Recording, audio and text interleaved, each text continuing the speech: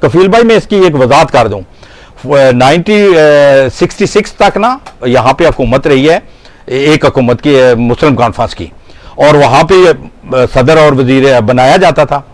نوجوان 1966 میں اٹھے, انہوں نے کہا یہ تو آزادی نہیں لے کے دیں گے.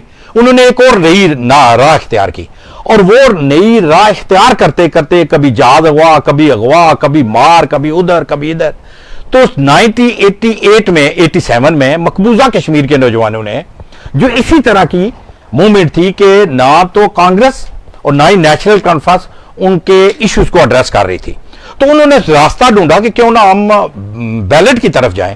متحدہ مسئلہ دب گیا تھا, آزاد کشمیر حکومت اس کو اٹھا رہی تھی, نہ مسئلہ کشمیر حل ہو رہا تھا, نہ اس طرف تھا یعنی میں مقبوضہ کشمیر کی بات کرتا ہوں, نہ ادھر تھا. تو انہوں نے اس نوجوان نے جو 70,000 گریجویٹ ہو کے مقبوضہ کشمیر میں انڈیا سے واپس آیا تھا, انہوں نے کہا کہ ہماری قسمت میں کیا ہے کہ ہمارے یہاں پہ پلیبسٹ نہیں ہو سکتا, نہ تو ہمیں بنیادی سہولتیں جو اقوام متحدہ نے قدغن لگائی ہے ہندوستان اور پاکستان پہ کہ آپ نے ان کو شہری آزادی بھی دینی ہے اور جمہوری آزادی بھی دینی ہے, وہ دونوں چیزیں ناپید ہیں, تو کیوں نہ ہم بیلٹ کے ذریعے جائیں. جب بیلٹ میں گئے تو انڈیا نے ریگنگ کی تو کیا انہوں نے کہا کہ بیلٹ سے حل نہیں ہوگا, بلٹ. اور بلٹ نے کیا راستہ اختیار کیا کہ آپ لاکھوں لوگوں کو ہم نے شہید کروا دیا.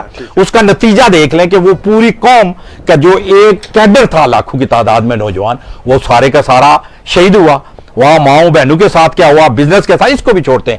آپ 5 اگست 2019 کو دیکھیں, اس وقت جو میری کم از کم اس پہ کیلکولیشن ہے 10,000 سے زیادہ نوجوان پکڑے تھے انہوں نے, 14, 15, 16 سال سے لے کر 20,000, اور انڈیا نے جیلوں میں ڈالے ہوئے ہیں.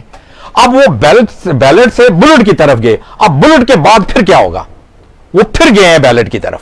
یہ جو نیشنل کانفرنس پر سر اقتدار آئی ہے, یہ کیا بھارتی جنتا پارٹی نے کون سا ایسا طریقہ اپنایا, کوئی اربا نہیں چھوڑا. مگر اس کے بعد وہ کشمیری جو ادھر بھی رہتا اور ادھر بھی, کہ اس نے کیا کیا کہ اپنے بیلٹ کے ذریعے اس کو شکست دی.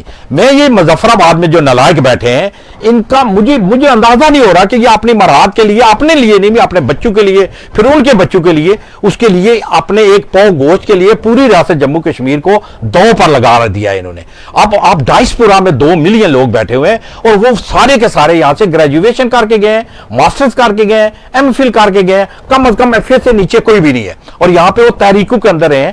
تو ہم کہاں جا کر کھڑے ہوں گے؟ 21ویں صدی میں سوشل میڈیا کے دور میں آپ کیسے کسی کے ساتھ فراڈ کر سکتے ہیں؟ تو اس لیے یہ جو سائفر کا ایشو ہے, یہ ایک مذاق سے بھی زیادہ اس کی تحقیقات ہونی چاہیے. ذمہ داری ہے حکومت پاکستان کی.